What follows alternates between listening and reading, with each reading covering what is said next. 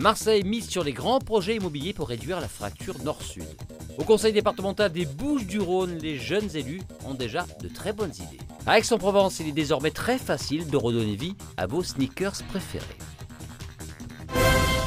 À Marseille, au-delà d'Euro-Méditerranée 1 et 2, c'est une vraie révolution urbaine qui s'est engagée afin de réduire la fracture nord-sud.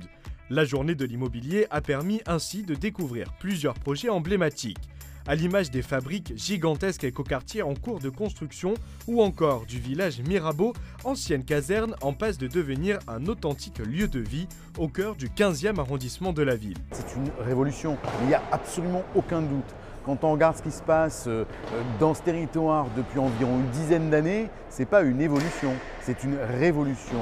En même temps, on part de loin. On avait pris du retard, donc c'était normal de le rattraper, c'est normal d'y aller effectivement à grands pas. On a un Euromed 1 qui a complètement modifié jusqu'au centre-ville de Marseille, puisque le cœur de la ville s'est déplacé de ce côté-là. Et aujourd'hui, ici, dans les fabriques, dans le périmètre d'XXL, on est en train de fabriquer l'autre partie de la ville de Marseille, qui sera le Grand Marseille de demain. Donc oui, c'est une totale révolution. Révolution aussi par la mutation des usages que désormais on prend considérablement en compte dans l'aménagement du territoire et dans la construction de la ville. Pour le projet du village Mirabeau, tout a été prévu. Il y aura une crèche, il y aura des commerces qui seront à côté, il y aura tout un espace vert commun qui sera revégétalisé et recréé pour créer une ambiance. À l'entrée, il y a un bâtiment qui a caractère social, qui est loué par la mairie, donc qui gère déjà ça sous forme d'association. Donc tout ça, ça va reprendre vie complètement. Il faudra cependant attendre quelques années pour saisir l'importance de cette mutation immobilière. Bonjour, je m'appelle Ambre Schreiber-Pitot, je suis présidente du conseil départemental des jeunes. Après 2 ans de travaux, les élus du conseil départemental des jeunes ont livré leurs conclusions, l'occasion de découvrir dans l'hémicycle une relève très concernée. On va faire un débrief de tout ce qu'on a fait depuis notre mandat de 2 ans dans le conseil départemental des jeunes. Oui, c'est une fierté, c'est une expérience à vivre puisque on se met à la place des plus grands, des grands conseillers. On vit leur quotidien, ce qu'ils font, leur journée de travail. Et oui, c'est une fierté d'être là.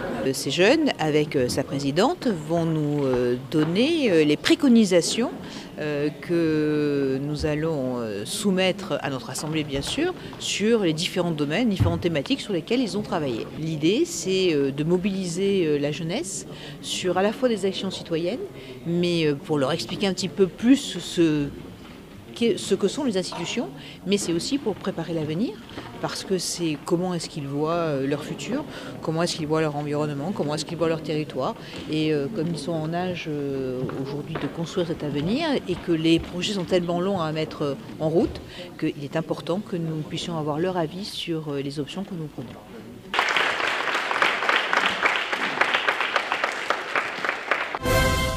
Fort de son succès, le pressing marseillais dédié à la sneaker, l'atelier de la basket, s'est implanté à Aix-en-Provence le 26 avril dernier. Un concept qui attire de plus en plus d'adeptes. Au niveau du concept de nos boutiques, on propose 3 services. Vous avez la possibilité de nettoyer vos baskets, de les restaurer, donc de les réparer.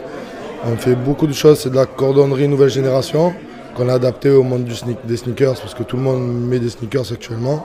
Et après vous avez la personnalisation, customisation où là on vient mettre notre patte artistique sur les chaussures. Donc c'est tendance et tout est réalisable et on arrive à faire de très belles choses. Plus qu'une tendance, c'est un véritable style de vie qui s'est développé autour de la sneaker. La sneaker, c'est quand même déjà de 1 du confort. C'est la chaussure où on est le mieux pour marcher et aussi en ayant le côté esthétique. Même je trouve qu'une sneaker ça représente vachement mieux qu'une chaussure classique, la manière qu'on a de penser et de vivre. Comme Adidas par exemple, c'est très smart, très épuré, peu de matière, généralement juste une chaussette avec une semelle simple, pas de creux ou quoi. Et tandis qu'on a Nike qui est un peu plus foufou et là c'est beaucoup de matière, ensuite des semelles déstructurées, justement le côté air, donc on est...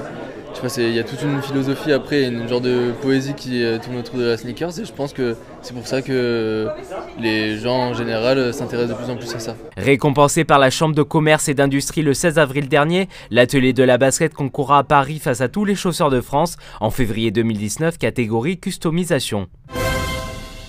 Existe-t-il vraiment un peuple marseillais ? C'est à cette question que répondent les journalistes écrivains Patrick Coulon et François Thomazeau dans leur dernier livre. Marseillais, ligne de vie d'un peuple, 22 portraits de personnalités emblématiques de la ville. C'était en quelque sorte le challenge de démontrer qu'il y a bel et bien un peuple marseillais, ce qui quand même, à premier abord, est un peu surprenant. Il y a un peuple provençal, il y a un peuple français, un peuple marseillais. C'est quand même, d'autant que c'est une ville qui est faite de 1001 communautés, c'est quand même pas si évident de définir un peuple marseillais. Mais à l'arrivée, oui, il y a bien quelque chose qui se passe autour de Marseille qui définit l'idée d'un peuple marseillais. Ça passe par une chose primordiale, qui est la ville elle-même. Je ne sais pas ce qu'a cette ville. Si on écoute Henri-Frédéric Blanc, qui est un de nos intervenants, l'écrivain, il y a quelque chose de tellurique par rapport à Marseille, quelque chose qui fait que Marseille est différente, on va dire. C'est stratosphérique, je ne sais pas ce que c'est. Si on écoute professeur de médecine, professeur Collard, qui lui est belge de naissance, qui n'a pas grandi à Marseille, qui est venu à Marseille pas sur le tard, il est venu pour faire ses études et puis il est resté. Cette ville vous capte. Lui, il dit, je ne voulais pas venir à Marseille, mais dès que je suis arrivé dans les premières heures, j'ai compris que c'était ma ville. Donc il y a des choses comme ça qui sont de l'ordre de l'irrationnel, d'une certaine façon, qui font que Nacera Benmarnia en parle aussi, qui est une femme politique marseillaise. Elle évoque le fait que, elle parle de ses enfants, elle dit ils sont d'abord marseillais, après ils sont français, après ils sont algériens. Et donc il y a quelque chose comme ça, Marseille vient en pole position dans l'esprit des gens lorsqu'il s'agit de définir ce qu'ils sont. Ils sont Marseillais avant autre chose, pour beaucoup. Alors je ne sais pas comment ça s'explique, mais le fait est que vous parliez à des Marseillais de longue date, que vous parliez à des Marseillais fraîchement arrivés, que vous parliez à des Marseillais d'origine provençale, à des Marseillais d'origine italienne, à des Marseillais d'origine nord-africaine, comorienne, ils se sentent extrêmement Marseillais.